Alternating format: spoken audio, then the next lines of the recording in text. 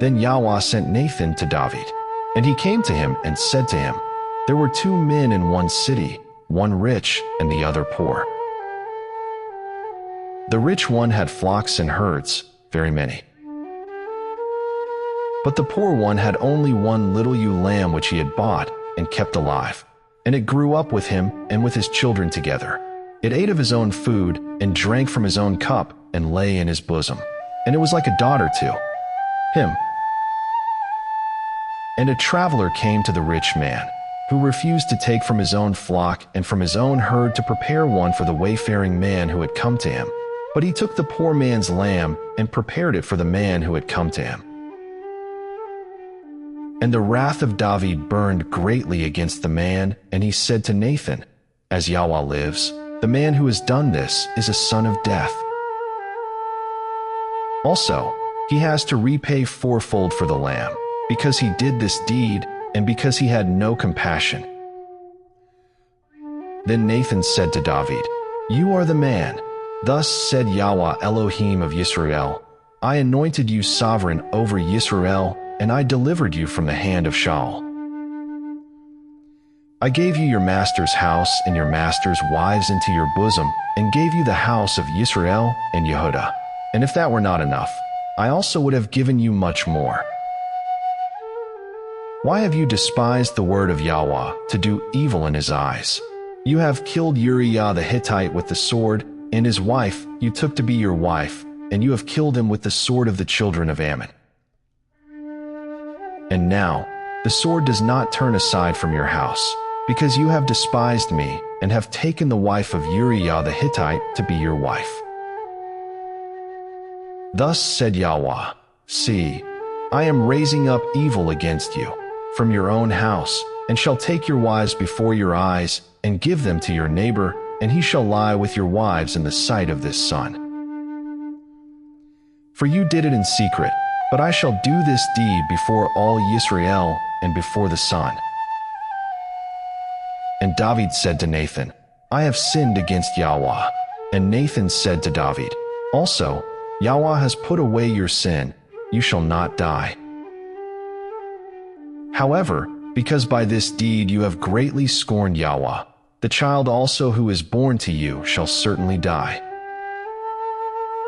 And Nathan went to his house, and Yahweh smote the child that Uriah's wife had borne to David, and he was sick.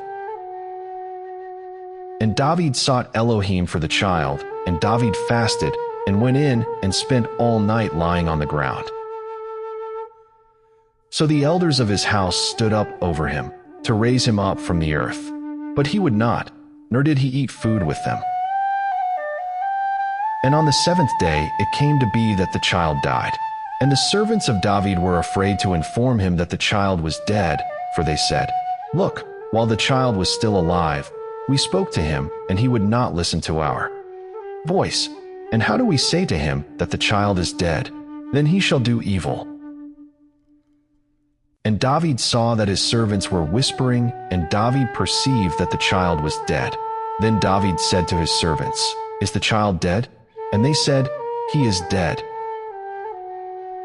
David then rose up from the ground, and washed and anointed himself, and changed his garments. And he went into the house of Yahweh, and bowed himself. Then came to his own house, and asked, and they set food before him. So he ate. And his servants said to him, What is this that you have done? You fasted and wept because of the living child.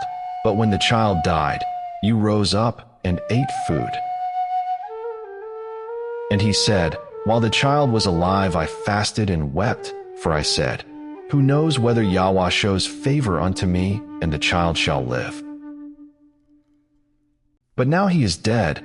Why should I fast? Am I able to bring him back again? I am going to him, but he does not return to me. And David comforted Bathsheba his wife, and went into her, and lay with her. So she bore a son, and he called his name Shlomo.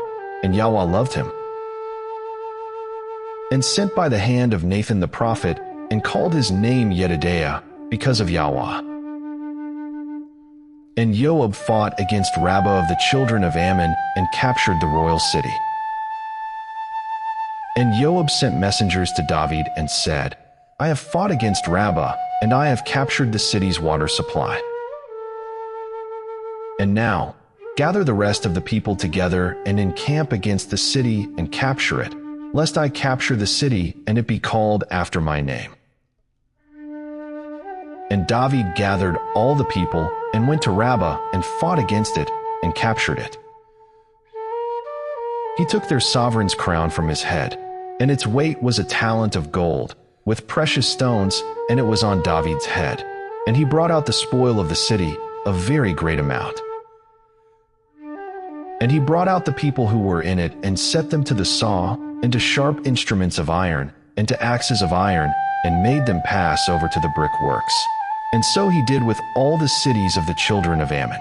And David and all the people returned to Jerusalem.